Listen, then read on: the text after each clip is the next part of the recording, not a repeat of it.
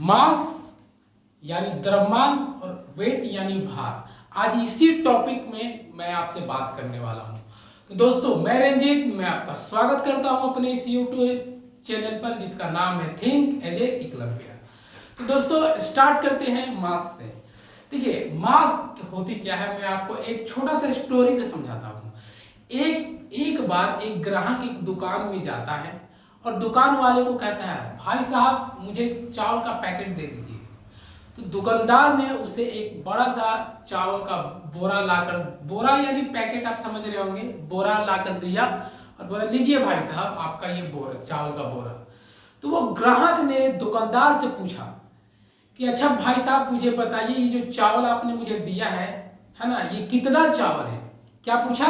ये कितना चावल है? तो दुकानदार ने उन्हें बताया कि सर ये चावल का बोरा 50 केजी का है। कितना केजी का है? चावल का बोरा 50 केजी का है।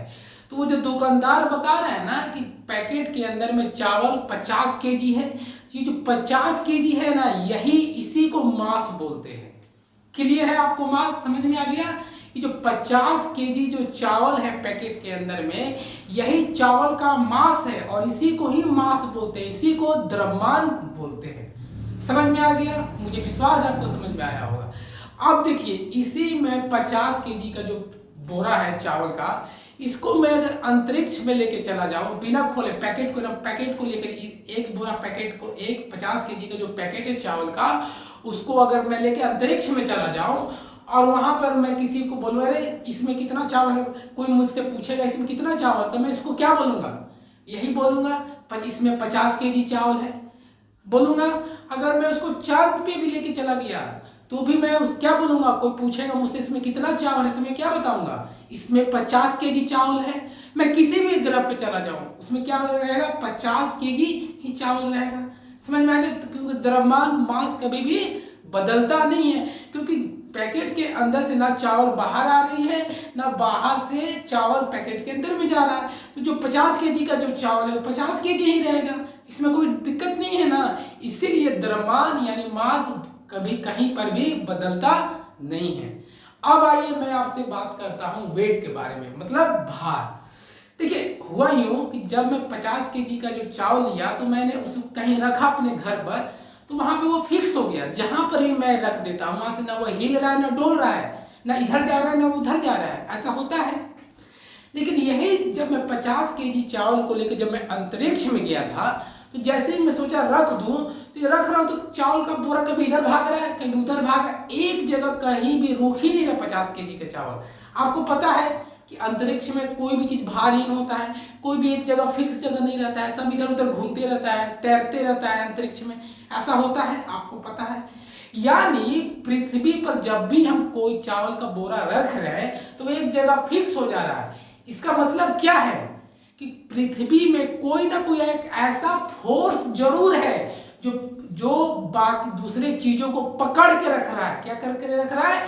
पकड़ के रख रहा है। तभी तो 50 केजी चावल मेरा ना इधर जा रहा है ना उधर जा रहा है। जहां पे मैंने रख दिया वहीं पर फिक्स से पड़ा हुआ है। ऐसा होता है। तभी तो इस पेन को मैं 50 केजी चावल या मैं पेन को मैं जैसे नीचे गिराऊंगा, ये नीचे गिरने लगती है, यानी नीचे से कोई बल खींच रहा है। तो जो बल खींच रहा है, आपको पता है, उसको गुरुत्वाकर्षण बल कहते हैं, यानी ग्रेविटेशनल फोर्स बोलते हैं। ये आपको पता है। और मान लीजिए ये पृथ्वी पर है, अंतरिक्ष में नहीं है, इसलिए नीचे में कोई चीज को भी जहां पर आप रख देते रहता है। मान लीजिए मैं गुरुत्वाकर्षण बल मैं खुद हूं।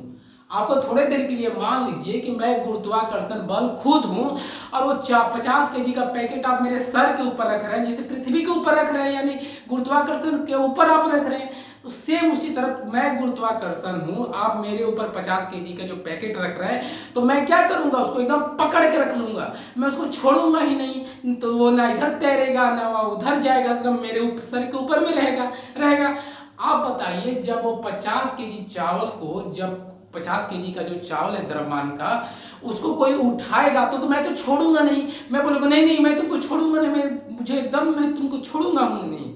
लेकिन जो उठाएगा वो ताकत लगाएगा उठाने के लिए, तो क्या मैं क्या बोलूँगा, आप तुम मुझे धरती पे उठा रहे हो तो धरती पे मेरा राज चलता है, मैं गुरुत्वाकर्षण हूँ।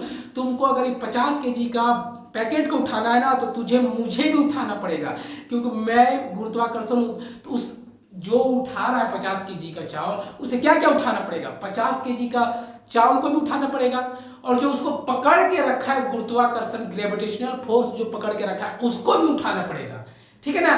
तो देखिए क्या होगा, 50 केजी तो ये चावल हो जाएगा, 50 केजी चावल हो जाएगा, और जो गुरुत्वाकर्षण जो पैकेट को जो पकड़ा हुआ है, जो चावल को जो पैकेट को पकड़ा हुआ है उसका मान कितना हो जाएगा आपका 9.81 होता है, न्यूटन होता है। तो ये 9.81 है, तो इसको मैं 10 मान सकता हूँ क्योंकि पॉइंट के बाद 8 है, तो इसको अगर मैं 10 मान लेता हूँ 10 न्यूटन, तो कितना हो जाएगा, देखिए ये हो जाएगा आपका 500 केजी न्यूटन। ये कितना हो जाएगा 500 केजी न्यूटन।